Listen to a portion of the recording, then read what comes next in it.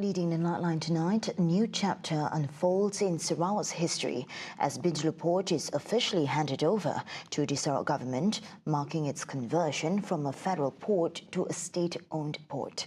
Premier Datuk Peri Tan Sri Abang Johari Tunapeng describes the move as another major milestone in advancing Sarawak's rights and autonomy under the Malaysia Agreement 1963 or MA63. He says the takeover was carried out through a mutual agreement between the federal and Sarawak governments, with the state paying agreed compensation for the acquisition of the port's assets following negotiations conducted in accordance with legal provisions. Oleh demikian, saya bagi Kerajaan Negeri mengucap terima kasih kepada Yang Amat Berhormat Perdana Menteri kerana bersetuju untuk menyerah balik kepada negeri Sarawak dengan bayaran papasan yang telah dipersetujui di antara kedua pihak. A lot of people thought that we are including free. No, we are paying you for the asset of the port of Sarawak government. Kerana banyak persepsi mengatakan, oh, Sarawak ni semua mau. Tapi tidak, dia bergantung kepada peruntukan perlembagaan dan juga di bawah Malaysian Agreement. He explains that BINTULU Port originally fell under state jurisdiction but was handed over to the federal government in the 1970s to enable its development through loans guaranteed by the federal administration. The handover of BINTULU Port from federal to state ownership reflects the federal government's commitment to fulfilling its constitutional obligations and the spirit of the MA63. Prime Minister Datuk Sri Anwar says the historic move underscores close cooperation between the federal and Sarawak governments in strengthening the state's rights and interests, describing the arrangement as unique as Sarawak also contributes funds to the federal government as part of a mutually agreed settlement. Hari bersejarah tu sebab yang kita janji patuh pada perlembagaan dan semangat MA63 itu kita tunaikan. Dan yang kedua, belum pernah saya tak tahu kalau boleh ingat mana-mana projek lain di mana negeri bagi wang ada. Walaupun ada kes yang tersendiri, tapi di tempat-tempat lain kadang-kadang ada juga rundingan serap menyerap. Jadi, hari ini sebagai Menteri Kewangan, saya berasa sangat lega. The takeover of BINTULU Port has been hailed as a historic achievement that further strengthens Sarawak's position in asserting and exercising its rights under the Malaysia Agreement 1963 or MA63. Jabat Assemblyman Iskandar Turki describes the acquisition as a significant milestone, noting that BINTULU Port is among the largest container ports in East Malaysia and a strategic asset for the state's economic development. He says the successful conclusion of the 1.8 billion ringgit takeover reflects the strong commitment of both the federal and the Sarawak governments in reaching a mutually beneficial agreement on the transfer of the asset. Pemindahan status ini juga membuka ruang kepada Sarawak untuk menyeraskan pembangunan pelabuhan BINTULU bersama pelabuhan-pelabuhan lain di negeri ini, termasuk Semalaju, Tanjung Manis, Kuching, Miri dan Sibu sebagai satu rangkaian pelabuhan negeri yang lebih bersepadu. Ini selaras dengan usaha kerajaan negeri memperkukuhkan kedudukan Sarawak sebagai hub maritim dan logistik serantau. He stresses that the status change will also drive local economic growth while creating more job opportunities for the people of Sarawak, adding that development initiatives such as the proposed new port-free trade zone in BINTULU and a rail network linking BINTULU, Kuala Baram and Semalaju are expected to accelerate the growth of the state's maritime, logistics and industrial sectors. Saya juga berharap hasil dan dividen yang dijanakan daripada pelabuhan ini dapat disalurkan secara langsung untuk membiayai keperluan pembangunan asas di Jepang seperti penambahbaikan jalan, sekolah, kemudahan kesihatan, selaras dengan visi yang telah diritiskan oleh Mendiang Datuk Talib Zulkifli untuk membangunkan Jepang serta dengan kawasan-kawasan maju seperti Petrajaya dan Darul Hana menjelang tahun 2030.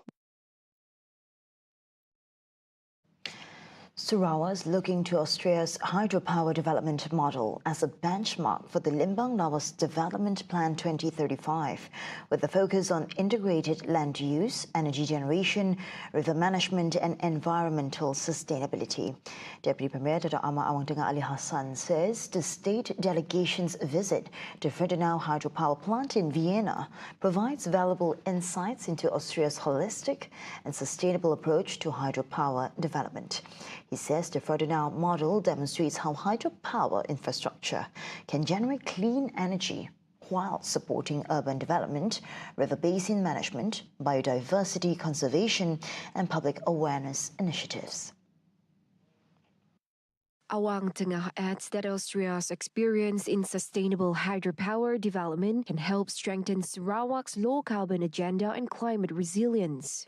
He says the integrated approach is crucial in ensuring balanced development in northern Sarawak while safeguarding water resources, biodiversity, and environmentally sensitive areas. At the same time, he says the visit also supports Sarawak's aspiration as a regional clean energy powerhouse and the green battery of ASEAN. The subsidised diesel price for Malaysians will be reduced to RM2.10 per litre nationwide, starting July 2026 under the MyCard-based targeted diesel subsidy system. Prime Minister Dato Sri Anwar Ibrahim says the move is expected to benefit people across the country, including Sabah and Sarawak. Pertamanya, diesel harganya diturunkan, yang harga diesel daripada RM2.15 seliter kepada RM2.10 seliter. Kemudian, ini untuk semua dan tentunya manfaatnya lebih kepada rakyat Sabah dan Sarawak, dan ini bermula Julai. Currently, subsidized diesel is priced at RM2.15 per litre in Sabah and Sarawak, while unsubsidized diesel in Peninsular Malaysia stands at RM4.37 per litre. Under the new mechanism, diesel prices in Sabah and Sarawak will be aligned with those in the Peninsula through a more targeted subsidy approach. Further details on the subsidy rationalisation are expected to be announced by Second Finance Minister, Senator Dato Sri Amir Hamzah Azizan, tomorrow.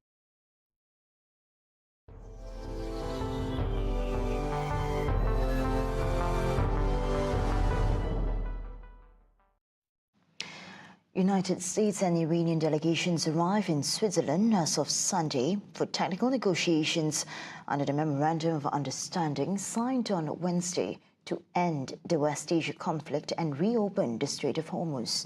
The talks set to be in Bergenstock will be led by US Vice President J.D. Vance and Iranian Parliament Speaker Mohammad Baghir Ghalibaf and Foreign Minister Abbas Araghchi under Pakistani mediation. According to Iranian state media, the Iran delegation arrived hours earlier in Zurich. Meanwhile, Pakistan's Prime Minister Shehbaz Sharif also arrived in Switzerland on Sunday morning to attend technical-level talks aimed to end the armed conflict in the West Asia. Sharif, alongside Army Chief Field Marshal Asim Munir, will represent Pakistan as the mediator in the talks on the implementation. Earlier on Wednesday, US President Donald Trump and Iranian President Masoud Pezeshkian electronically signed the Islamabad Memorandum of Understanding aimed at paving the way for ending the conflict. Additionally, an emergency session on the conflict between Israel and the Lebanese group Hezbollah has also reportedly been added to the opening day's agenda. Israel on Saturday targeted more than a dozen locations across southern Lebanon, less than 24 hours after a newly announced ceasefire between Israel and Hezbollah went into effect. A 7-month-old infant has been killed and his parents injured in a shooting involving an Israeli soldier in Hebron, Palestine. The Israeli military says the incident is under investigation, but the family's account appears to contradict the official version of events. RT correspondent Charlotte Debenskich reports. This is baby Sam. He was 7 months old when he was shot dead by an IDF soldier. His family were in their car when the soldier approached. They came from another street and directly they go up, and one of them came to me, to my way, not in my way. Okay, he's still in the left side and raised his gun and shoot on the car. I stopped my car. At the moment I stopped my car, he shot the bullet in the windshield, front car glass, and passed through the glass and my hand, you can see this, and shoot my son in his head, and shoot my wife through her chest and her right cheek. After baby Sam was killed, the IDF released this statement. Following the incident that occurred during operational activity in the city of Hebron, in which an infant was killed and 2 Palestinian civilians were injured after an IDF soldier perceived a vehicle accelerating toward him, it was decided to open an investigation by the Military Police Criminal Investigation Division. Upon its completion, the findings will be transferred to the Military Advocate General for review. The IDF expresses deep sorrow for any harm caused to uninvolved civilians. However, the soldiers claim that the Abu Haikal's car was accelerating towards him has now been blown apart by video evidence. Released by the Israeli NGO B'Tselem, this footage tells a very different story. From the very first moment, you see that it's slowing down directly to a stop. And at some point in the video, there is the shooting of the soldier on the car. I think everyone who sees and see also the comment that the IDF published after this incident, which say that the car were accelerating towards the soldiers and they felt in a danger and that's why they shoot, which of course we see the totally opposite in this video, and this is of course it's not the first time that this is happening. RT asked the IDF if it wanted to update its statement following the release of this video. It declined. In the aftermath of that shooting, it was clear the family posed no threat. They were out on the side of the road trying to work out how to treat their injuries. And despite that, the soldier and those who were with him simply walked away. They offered no assistance. Sam's death adds to the growing number of children across the West Bank and East Jerusalem that have been killed already in 2026. Around 50 children having had their lives taken from them, cut so short. All of their families want accountability. They want justice for what happened to their children. But one Israeli NGO says they are unlikely to get it. We didn't see for a long time any punishment for any soldiers who killed Palestinians, and actually the impunity that the Israeli system gives to any Israeli who hurt Palestinians, either soldiers or settlers, essential part that allows the occupation and the acceleration of the violence to continue. We hear about children being killed, we hear about children being beaten by settlers. Yeah, at the moment, there is no mechanism, and that's including the international community, who's seeing these videos, seeing this statistic, and don't do anything serious to stop this. Fahad simply has no more words. He's a father grieving for a child he will never hold again in his arms. Charlotte Dubinsky for RT in Hebron, Palestine. Right, get all the updates you need all in one app as TVS Inspire brings you live updates on events, news and programs. Available now on the Apple App Store and Google Play Store. TVS Inspire, world on your screen, whenever, wherever. Those were the updates on TVS Nightline. I'm Shol Shamatul. Thank you for watching. Have a good night.